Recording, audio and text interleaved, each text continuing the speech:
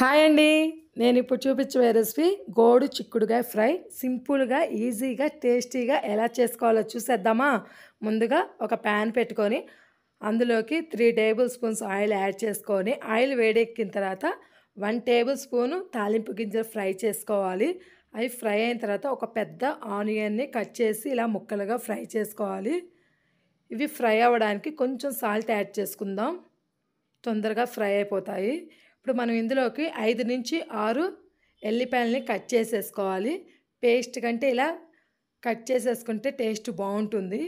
ఇప్పుడు కొంచెం కరివేపాకు యాడ్ చేసుకుందాము. మనం ముందుగానే ఉడికించి పెట్టుకున్న చిక్కుడుకాయ ముక్కల్ని యాడ్ చేసుకోవాలి. ఇవి కొంచెం ఫ్రై అయిన తర్వాత మీడియం ఫ్లేమ్లోనే పెట్టుకోండి, హై ఫ్లేమ్లో పెట్టొద్దు. మంచిగా ఫ్రై అవ్వనివ్వాలి. ఇప్పుడు ఇందులోకి 1/2 టీ స్పూను పసుపు, 1 స్పూను కారం, టేస్ట్ సరిపడా సాల్టు, 1/2 టీ స్పూన్ ధనియా పౌడర్ వేసుకోవడమే. కొంచెం ఫ్రై అయిపోయిన తర్వాత చివరిగా గ్యాస్ ఆఫ్ చేసి కొత్తిమీర చల్లుకోవడం. అంతేనండి, ఈజీ, సింపుల్. ఒకసారి మీరు కూడా ట్రై చేయండి.